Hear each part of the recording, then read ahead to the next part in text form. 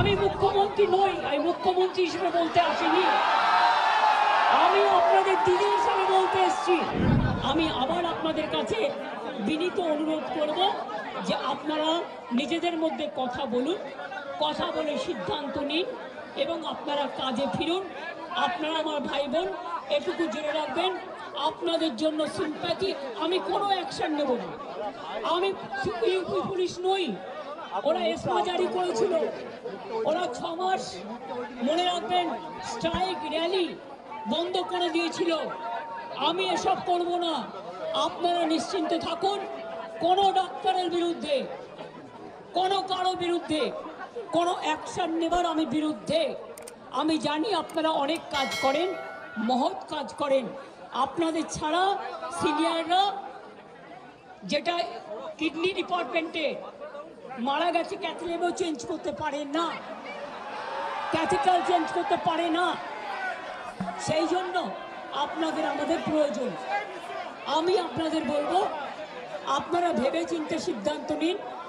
আর যদি আপনারা আমাকে বিশ্বাস করেন, আমি যখন আপনাদের ধর্ণা মঞ্চে আসতে পেরেছি আপনাদের একজন সহযোদ্ধা হিসেবে, তখন মনে রাখবেন যে আমি আপনাদের, যদি আপনারা বিশ্বাস ভরসা রাখেন, বাদ বাকিটাও মনে রাখবেন। আমি আস্তে আস্তে করে, একদিনে তো সব হয় না, করতেও সময় লাগে, আমাকে একটু সময় দিন। আমি নিশ্চয়ই সাধ্যমতো চেষ্টা করব। আমি দুর্নীতির কোনো একটা টেন্ডার কেস আজ পর্যন্ত আমার কাছে আসেনি। কোন রোগী কল্যাণ সমিতি কি কাজ করে এটা আমি জানি না, এগুলো আমার আন্ডারে আসে না।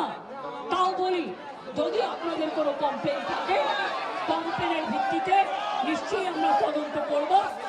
এমনিতে বিনা কারণে কাউকে সাজা দেওয়া যায় না। তদন্তে যদি প্রমাণিত হয় আমি নিশ্চয়ই সাজা দেব। আর একটা কথা, সুপ্রিম কোর্টে কেস চলছে, মনে রাখবেন 17 তারিখেও ডেট আছে।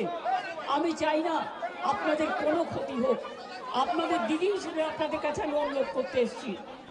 আমি মুখ্যমন্ত্রী নই, আমি মুখ্যমন্ত্রী হিসেবে বলতে আসিনি, আমি আপনাদের দিদি হিসেবে বলতে এসেছি।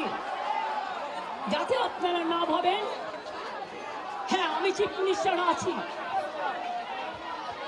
আমি একটা পার্টিও বিলংস করি, কিন্তু আপনাদের কাছে এসেছি যদি বলেন as a chief minister, as a elder sister, এবং আপনাদের আন্দোলনের সমব্যথী এবং সমসাথী, তাহলে আপনাদের অনুরোধ করব আমার কথা শুনুন।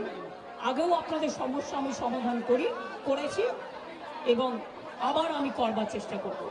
আমাকে একটু সময় দিন। ভালো থাকুন, সুস্থ থাকুন।